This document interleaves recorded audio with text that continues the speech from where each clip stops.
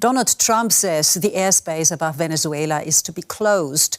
The U.S. president is stepping up his feud with Venezuela's leftist leader Nicolas Maduro over alleged drug running through the Caribbean.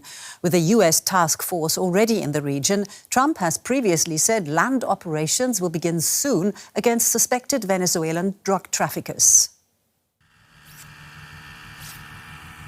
US warships appear to be gearing up for action against Venezuela off the coast of Puerto Rico. 15,000 US soldiers are now stationed in the region. There are also 15 US naval vessels off the Venezuelan coast, including the United States' largest aircraft carrier, the USS Gerald Ford, which can carry up to 90 planes. On the streets of Caracas, uncertainty is making people wary. We are all afraid, but we must continue with our lives. What else can we do? If we stop, we will achieve nothing. We have to move forward and act like nothing is happening. That's the truth. Tension? Yes, there is tension. It feels like a tense calm, where you know something could happen, but you don't know when. Life goes on, but with a lot of crisis, a lot of problems, and few solutions. This has led all of us to the situation we are in, with parents here alone and children abroad, only seeing them on video to check in. I don't know how this situation in the Caribbean will end or how it will be resolved. Venezuelan leader Nicolas Maduro says his position hasn't changed, and that he is willing to engage in face-to-face dialogue with Donald Trump. Peace will be my haven, my greatest desire, my hope. To say it is our victory, and peace will continue to be our victory, achieved through our own efforts.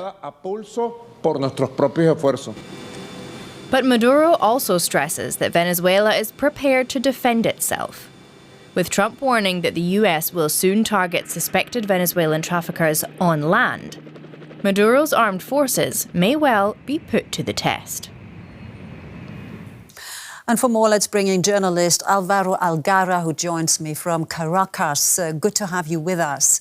So Donald Trump warned of the closing of Venezuela's airspace on Truth Social. He also says ground operation will be imminent. How have Venezuelans reacted to that? Hello, greetings from Caracas, Venezuela.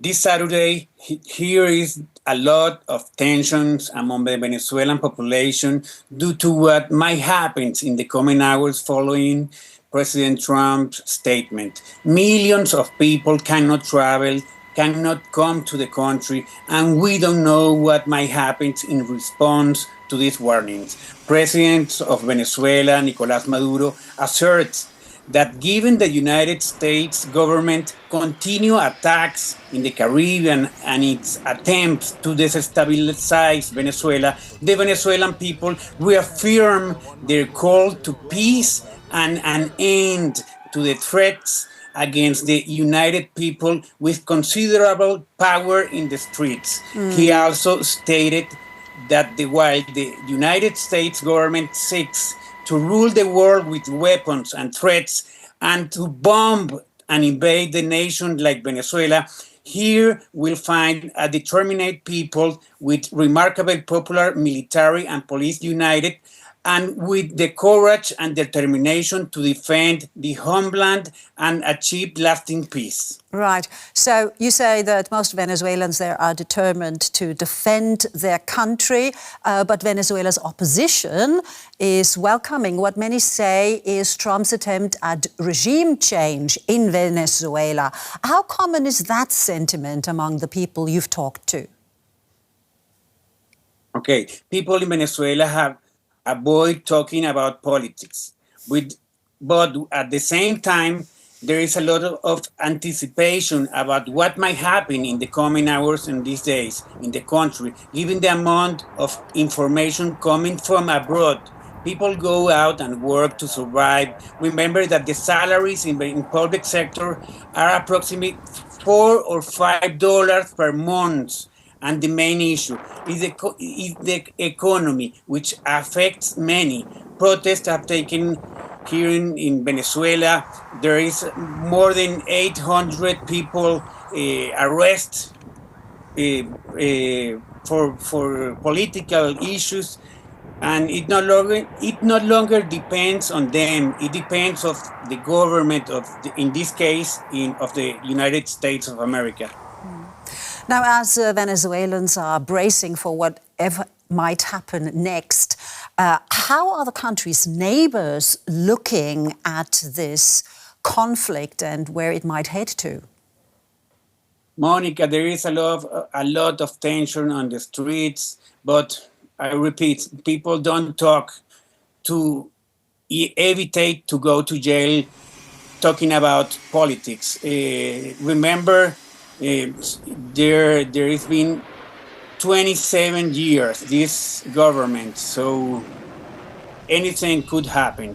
Remember that Maria Corina Machado, it's on clandestinity.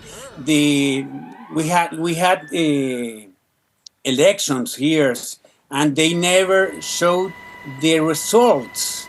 And the candidate had to leave the country. So it's very difficult for the people here to talk about politics, even to the journalists. Remember, there is more than 30 journalists in jail. There is more than 100 or 200 journalists out of the country because they spoke some time about politics. It's very difficult, Monica, these times. So I respect that, Alvaro Algarra, and thank you so very much for taking the time and speaking to us here on DW. Journalist Alvaro Algarra in Caracas. All the best to you.